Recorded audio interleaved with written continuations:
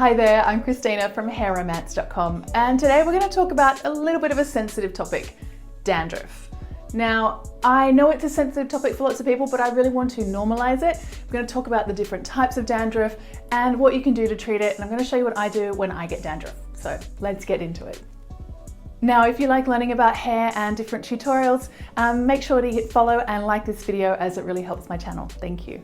The idea for this video actually started with a phone call from a friend of mine who answered the phone and said, "Can I ask you a personal question?" And I was really nervous. I didn't really know what she was going to say. And then she said to me, "I have dandruff." And I was like, oh, okay, fine.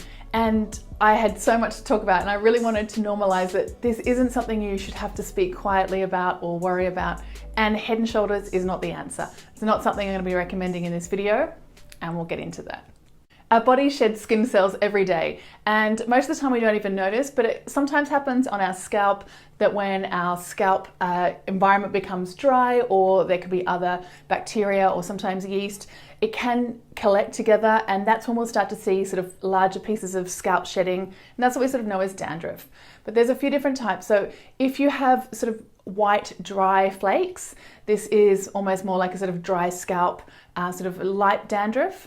If you tend to find that your flakes are a little bit more yellow, are forming a bit more of a crust, this is a kind of eczema, which can be a yeast type of dandruff, sometimes bacterial. And other times, if you have sort of more regular shaped patches and there's a lot of redness and inflammation, that could be psoriasis. Psoriasis and eczema are things that I recommend you chat to your doctor about, because there are other things that you can manage with them.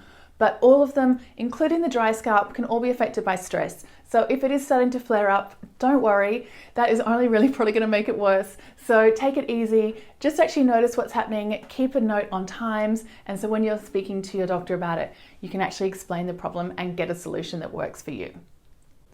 Some types of dandruff, particularly ones that have more of a sort of a crust or a yeast and bacterial, do require a medicated shampoo.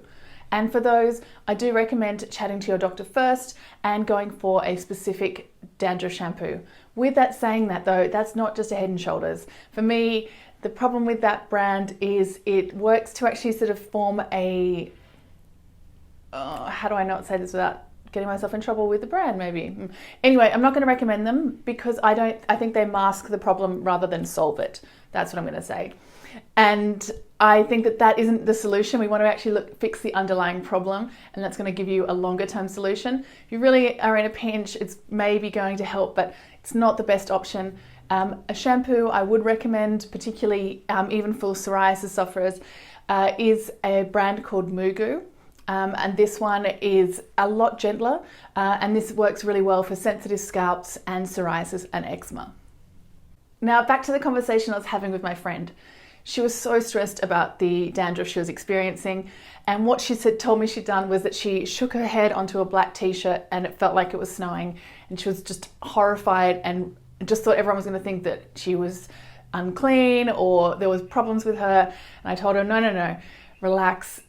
A few reasons that it's happening, especially now, and I'm going to tell you exactly what I told her. First up, it's winter time here, so there's less humidity, we've got heaters on in most rooms, a lot of air conditioning, and this is creating a drier environment, which is causing our scalp to dry out a little bit more. Also, partly because it's winter, you may be washing your hair a little bit less often because you don't want to be dealing with wet hair when it's cold, and the lengthening time between washes can also irritate your scalp and cause this to build up a little bit more. Plus, I don't know if you've looked around lately, but there's a lot of stress happening. 2020, 2021 have not been normal years, so even if you don't feel like you're experiencing a lot of stress, you probably are, and it is going to be showing up in lots of different ways for you. And for me, that has definitely been happening. Partly also your diet can play a role, especially for psoriasis and eczema, so you need to check that out as well. Speak to your doctor about that. I'm not a doctor, I'm not going to tell you what to eat, I'm going to tell you what to put on your hair. So as I said to my friend, I have been experiencing dandruff this winter as well, and it's probably the first time that I've had to deal with it because I've been fortunate to not have to experience this a lot. So I found myself feeling similar to her, kind of stressed, kind of worried, and this is what I did to fix it. So I did manage to take a couple of photos. You can sort of see it's only very minor because I'm already in the process of fixing it when I took these photos. But I was experiencing it mainly around the temples and this sort of first inch or so, like a kind of headband around here. Most of the time this is where we'll notice dandruff because it's the most obvious part that we can see, but you'll often maybe find around the hairline. Psoriasis can often flare up around the back and on the neck, and sometimes the crown of the head can also be a spot that's a problem. So what I recommend doing is using TeaTree oil and jojoba oil together, and I'm going to show you exactly how I use that in a moment. The first step with managing your dandruff is to switch to a gentle shampoo. You can use MooGoo, and a brand that I've been using is Pure. This is a beautiful range of shampoos. I'll link them all below. But this one I liked because it was really gentle, it's quite natural, sulfate free, so it's not going to be drying my hair out. And it's also not specifically designed to be extra drying, which some of them can be as well. So you want to switch to a very gentle shampoo. And when you wash your hair, you are going to massage your scalp, but you want to make sure that you're not using your nails. We don't want to be creating any cuts or any marks on our head. Always using the pads of our fingers to gently massage and really shampoo. Now, when you shampoo your hair, you need to make sure that you rinse it well. And I mean really, really well. We're applying the shampoo just to our scalp, and what we want to do is make sure that we rinse it all the way through. Often if you're just standing with a shower on top of your head, you might be getting residue left underneath, and it is also sort of forming around the edge of your hairline. So make sure you're lifting your hair up, really make sure that you're rinsing properly. Turn your head to the side, all of that. Rinse your shampoo well. Then when it comes to conditioning, I use a nice moisturizing conditioner and I apply it from my ears down. And what I mean by that is I take all of my hair and apply it down, concentrating on the mid-lengths and ends of my hair. Then with any product residue that's on my hands, then I'll go back and apply it through and kind of give myself a little bit of a gentle scalp massage, but not too much. Remember, we don't want to graze or cause any damage to our scalp, but just working that through really gently. And at this point, I will comb my hair through and really try and work that through, and that combing through will also help distribute the conditioner all the way through your hair. But make sure you want the most of the product to be on the ends of your hair. After conditioner, we really want to rinse. Exactly the same as with shampoo, we want to make sure we're rinsing all of that product out of our hair. You don't want any conditioner residue staying on your scalp, because if you do have any yeast or bacterial problems, that will exacerbate the problem and cause it to create a little bit more inflammation. So rinsing it really, really well. And if you're like me and you love a really hot shower, it's probably at this point that you have to turn the cool water on a little bit more. Super hot water on your scalp will be much harsher. And I'm not recommending that you take a cold shower. I am never doing that. But I do think just having a little bit more cold water as you're rinsing through is just a little bit kinder to your scalp. You don't want to inflame an area that's already feeling a little bit sensitive. See, I told you this was going to be an easy way to manage your dandruff. Nothing painful, really simple. And the way I was treating mine at home is with TeaTree oil. Thursday Plantation is a fantastic brand that I normally use, and I also have some from Palmer's. Both of these should be pretty easily available. But you just want to get TeaTree essential oil. And you're going to take a Q-tip and dip it into your essential oil and apply it exactly where you need to on your scalp. Make sure that you're only dipping the Q-tip in once, and then you're applying it to your scalp, and then you can go back in with the other side of the Q-tip and do that again. Alternatively, you can put a little bit of the oil in another bowl and just dip it into that and keep reapplying. But you want to make sure that you're keeping the jar nice and clean. Now with the tea tree on your Q-tip, you want to pull back and just apply, sort of work it into the areas that you're experiencing dandruff. And that is going to be applying it through, and that's why a Q-tip is great, because you can actually get right in and apply through your hair, so it's just going onto your hairline. One thing to note when using tea tree oil is to make sure that you avoid any areas of broken scalp. It's okay to put on dry or flaky skin, but if you have any cuts, be careful around those areas. Then once you've applied all that through, you can re-dip again and apply a little bit more. But you really want to focus especially on these temple areas. That was where it was for me, and really work that in. At this stage, it's okay to try and loosen off any flakes and try and pull any pieces off, but if it's stuck, leave it there. It will tell you when it's ready to come off, and I recommend doing this at night so that you can let your scalp rest while you're overnight. Or if you have a chance to do it in the morning as well, you can do that, but I think it's a good time to do it at night. The reason I recommend TeaTree Oil is because it's a really great product. It's an antiseptic naturally, it's also quite anti-inflammatory and antibacterial, so it really combats a lot of the aspects of the reasons you might have dandruff, and it's also not so harsh that it's going to create another problem alongside what's already happening on your scalp. But to soothe the actual scalp once you've done that, I recommend using a really nice natural oil, and my preference is jojoba oil.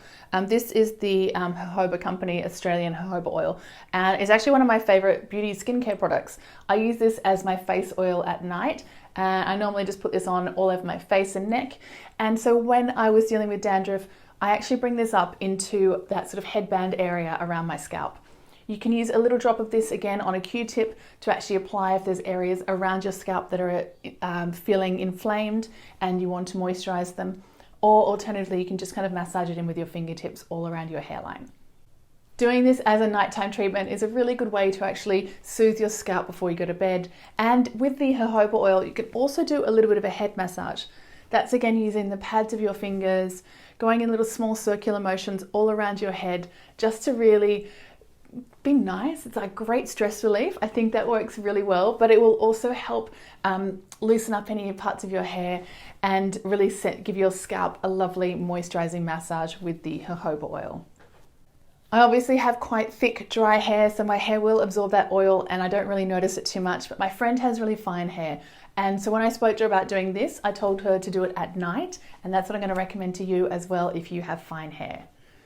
And I'm going to tell you what I told my friend as well: get rid of that black t-shirt and never shake your hair onto that. You don't need to see that. I mean, we shed skin all the time and we don't really want to see that. We just don't care. So what I want you to do is, it's okay to shake and to brush your hair through to loosen these flakes, and you will need to do this for those first few days while you're going through this treatment process. And I recommend doing that into the shower or over the bath so you don't notice it and you just rinse it away, and we're not going to pay any attention to that because we're not giving that any more stress than we feel ourselves under already. This is a normal part of our skin. We're just a little bit out of cycle. So what we're going to do is make sure that our skin cycle of renewal gets back into a normal routine. So for this little blip, we're just going to shake it out and don't look at it. That's not what this is about. It is really normal to lose skin cells everywhere. We're not thinking about it. So with dandruff, we're just going to brush it out, shake it out, and forget about it. If you have straight hair, definitely using a nice brush to brush through your hair and give your scalp a little bit of massage with a gentle brush helps too. Don't be rough, don't let that brush pull and damage your scalp. Be really gentle. And if you have curly hair like me and you don't want to be washing and brushing your hair all the time, just using your fingers and doing that little shaking it out, that sort of thing works really well. And I would also just sort of tidy up some sections around the front that were really bothering me. Wearing your hair up is also good during this time, as then you'll be less conscious of things falling out. You can actually do this process yourself at home every day. And then as your scalp heals and goes back into a regular renewal cycle, you won't have to worry about it anymore. I really hope my home remedy for dandruff will help you with your scalp. And if there's something I can tell you to take away, it's just to be a little bit kinder to yourself. No judgment, no blame on any of this. We're just doing normal things, getting our scalp health back. You can find lots of tips for healthy hair over on hairromance.com and lots of tutorials as well. And you can subscribe and like this video. I hope you have a wonderful day and have fun with your hair. Bye.